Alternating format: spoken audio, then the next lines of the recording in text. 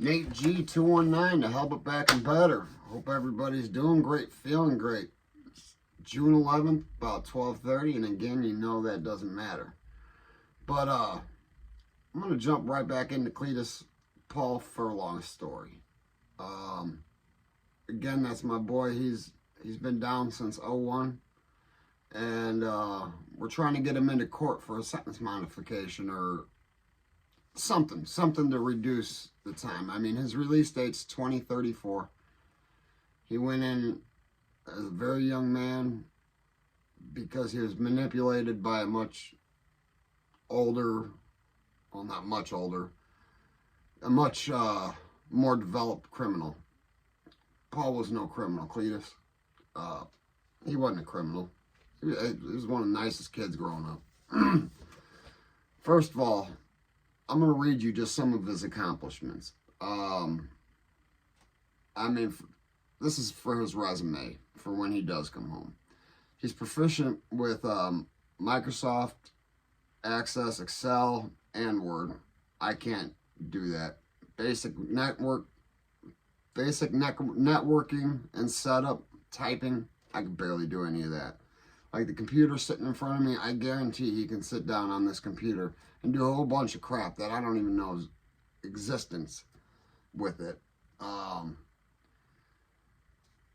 Currently, they've got him in the Schufer investigation, which is just bullcrap. It's basically because they got to transport him out of that prison.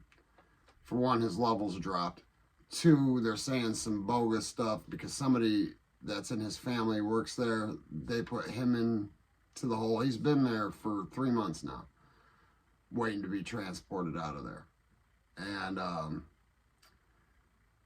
until then, I mean, he was working for Airmark. I mean, he was a production line worker, kitchen. But he was deep into it. I mean, he was doing the big stuff in the kitchen. I mean, it's hard to really discuss like prison jobs and stuff like that to somebody that's never been to prison, because just there's so many different levels. I mean, A pay, which is the top pay for the state of Indiana, if you're working for the state, is 25 cents per hour. All right. Now, there are other jobs where you can get, and you're making real money, saving it, obviously, because you're not paying rent. I mean, you actually do have to pay some fees, but you're making a lot more money. You're making real money. You can save money, and that means you have something you can come home to. You know, these 25-cent an hour jobs,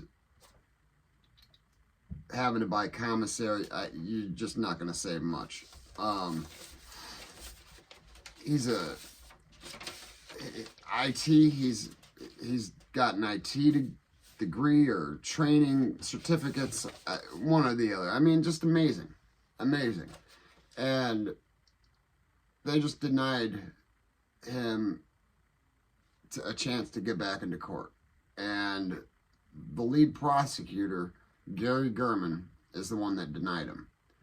Now, the problem with that is, the problem with Gary Gurman being the lead prosecutor was because when Paul was fighting his case, Gary Gurman was appointed as special counsel because Peter Boyles was a trash lawyer. Peter Boyles proposed a plea agreement that violated the Constitution of the United States. They wanted him to plead guilty to conspiracy to commit murder and sentence him to 55 years, which he would have been home because he'd only had to do 22 and a half of it. He'd have been home this year. But because of it violating the Constitution of the United States and his rights, violating his constitutional rights, you know, he felt he couldn't trust his lawyer. Like, no, let's take this to trial. If they're gonna, you know, he wanted to fire Peter Boyles. They basically wouldn't let him do that. And instead of firing him, they appointed him Gary Gurman, which was a very good defense attorney at that point in time, or had been after that. He was a good defense attorney to have, as long as you paid him or do what he want. So he proposed the same plea, and Paul didn't. How are you going to trust somebody that's trying to get you to sign a plea agreement that violates the Constitution, the constitutional rights that you have? It violates everything. It violates his due process was violated. There's all sorts of violations that the state and courts get away with on a daily basis. It's just ridiculous. And in this case, how is Gary Gurman gonna even be able to say that this man doesn't deserve the right to have a hearing again when he withdrew from his defense case because of a conflict of interest, which his conflict of interest said it was a personal matter that he would rather not be revealed to the courts, or something along those lines. I don't have it right in front of me. The transcripts they're being worked on to be sent to me so I can read you guys a lot more, of the actual trial. But sorry guys, my allergies, it's just, if you got them, it's just ridiculous. So Gary Gurman gets this file from Paul's attorney Brown, trying to file for a sentence modification, and denies the motion. So the same guy that had a personal issue that he wouldn't reveal to the court can say that this man doesn't deserve the right to be heard. His accomplishments don't mean anything. They don't mean to be sent to court. But the one that put that gun in the kid's hand can be home. Is home. TJ Forbes is home. Yeah, it pisses me off a little bit. It pisses me off a lot of it, in fact. I mean, and it's not just because it's my friend. It happens to so many people. And, like I said, I want to change things. We want to change laws. We want to, a lot of people, this shit's got to stop, man. I'm trying to raise funding. I'm going to learn how to do a GoFundMe page for Paul and get that launched up. So we're trying to get funding for better counsel. His counsel just doesn't seem to be doing as good of a job as they could. I've seen a lot of people have their sentences reduced, come home, and things that were much worse than what Paul's done. I mean, remember, the dude that he killed was Kitty Fiddler. I got that from JD. I love that saying. Oh, kitty fiddlers. Yeah, he was one of them.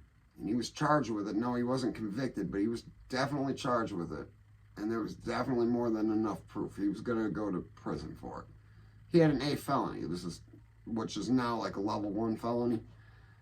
He was facing 20 to 50 years for it. So, I mean, yeah, he did that. And the evidence, there was just too much evidence to say otherwise. And now that was real motive. Now, stealing his money, well, I mean, what was he going to do with it? That's how I feel about it. He didn't deserve it anyway. But back to this case, now, not having a chance to be reheard, 23 years in, 22 years in now, I think of the year, and he hasn't had a conduct report in 12 years, nothing. He's in the hole because of a family member working there, because they got to transport him, and they should have done that. You'd think leaving somebody in the hole for 3 months is pretty cruel and unusual when the only reason they're in the hole is to get moved out of the prison. They've dropped his levels so to a minimum medium security. So level 2 yard is where he's scheduled to go to. Just which yard is that? We don't know. We won't know until he goes. But man, I hope he goes soon, because this 90 days, and he's so limited now to the things that he can do for his case, that it seems like they're intentionally keeping him there in the shoe to restrict him and to restrict his abilities to contact and do paperwork and the things that he needs to do to file his motions to get himself home. So I'm going to do as much help as I can. So again, you know, this is Nate G219. Hit that Cash App if you want to help. Hit that like and subscribe. I need some subscribers. Help me out. Share, please. But hey, never forget life's choices, guys. And you know, if they ain't hating it, you ain't making it.